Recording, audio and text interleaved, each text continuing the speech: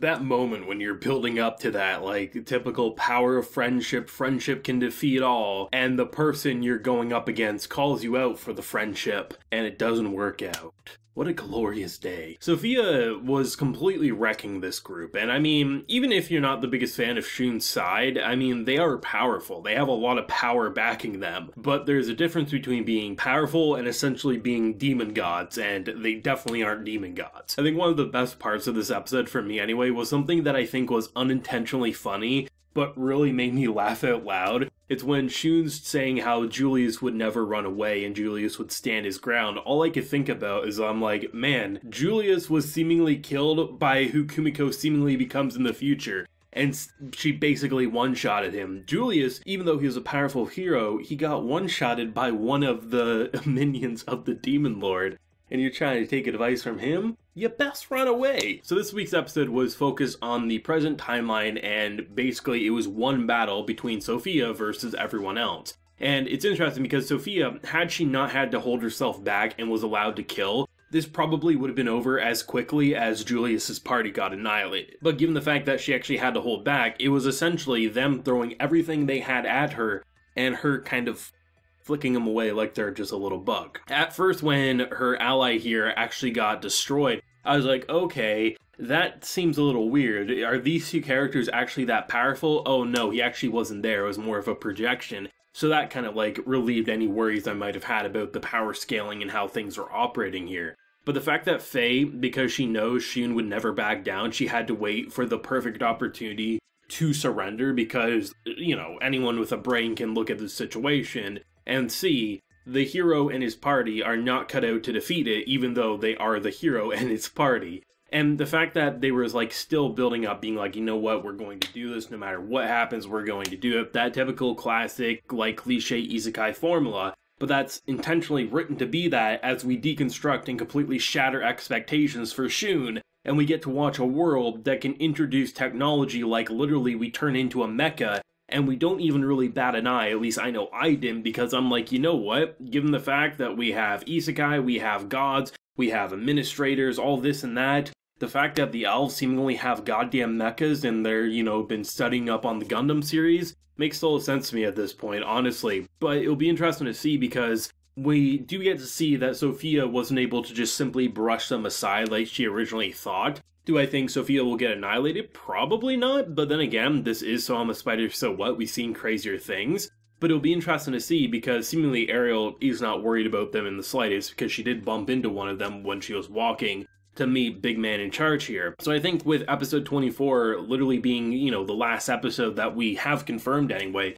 will there be more? We don't know. We know we're going to be wrapping up in the back half there with Kumiko versus Ariel. We have to conclude that. That's probably going to be the main focus. But there's still something left in the present timeline, and it feels like we're building up to something overlapping. I don't think we're going to completely overlap, but it feels like they're building up to something to leave our jaws on the floor. And I mean, the fact that they introduce essentially like sci-fi-like technology in this fantasy magical world, there's a lot of possibilities with how they could really just shock us to either want to jump into that source material or leave us off, you know, begging and pleading for that season 2. I know these types of episodes aren't for everyone, but I mean, given the fact that, you know, they're not abysmally rated even on sites like Crunchyroll, even if the top comments say otherwise, for me personally, the biggest issue I have with them is, yeah, there's multiple teams who work on So I'm a Spider, so what? And it's not even really the directing lately or even the way they're blending their 3D with their environments and things like that. The biggest, like, I think, hindrance to the action when it comes to anything not primarily focused on a scene with our spider character has to be that there's a lack of impact. I really don't feel too off-put by the general attacks, the way they're moving at plenty of points. I'm like, okay, yeah, that feels directed very nicely. But when they do attack, there's never really any impact with them, where if you even rewind to Ariel versus Kumiko, every single time a blast happened, or, you know, Ariel punched her, or this or that, it always felt like there was weight, as if even though it's just a girl anime character, when they attack you, it feels like a nuclear bomb is throwing you to the next stage. Where here, you don't really feel that, especially with, say, Shun versus Hugo, right? I mean, it was constant sword swings, this and that, but it never really felt like there was any impact. It really did feel like it was this. Where, you know, what they were directing it as and how they're doing it, Hugo was pretty much giving all of his power towards those attacks, but it really just felt like someone was swinging a toothpick around. The actual directing animation wasn't the thing that bothered me. It was more of just the actual lack of impact, which I notice a lot of times with anime studios across so many different.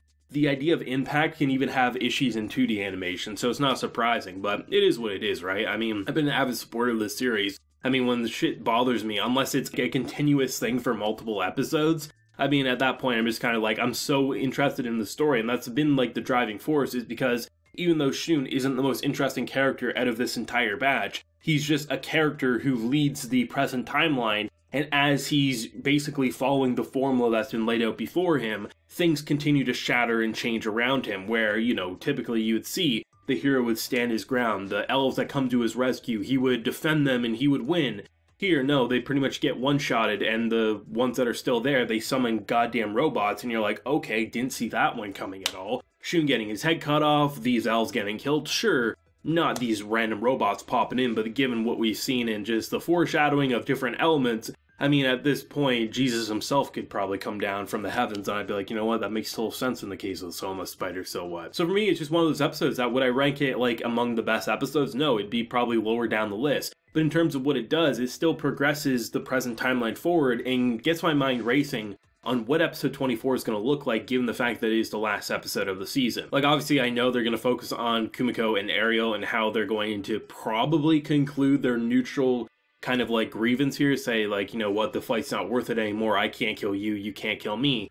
But what is Ariel in the present going to discover when she gets to seemingly that location? Is there going to be a big what the hell WTF moment, or is it going to be a little more satisfactory, kind of a little more conclusive without totally being like, we can't do more should we have the opportunity? Hard to say. It's one of those episodes that will it blow most people away? Probably not, but was it entertaining? I would agree, yes. Biggest issue was the lack of impact in the fights, the actual directing and stuff. While there was definitely some goofy shots here and there, the thing that I thought was the biggest hindrance was more of like, it never felt like these characters had any body weight, and it really didn't feel like they were magical beings that could probably destroy heaven and earth if they wanted to. Not necessarily the actual movements to their individual attacks and things like that, but I mean, Soma Spider, so what? We're 23 episodes in, and I have enjoyed every single episode in some way, and I wouldn't say any episode is worth skipping or anything like that, so they still got me hooked in, and I have a lot of hope for next week's episode, and hopefully a brilliant conclusion that will either confirm a season 2 or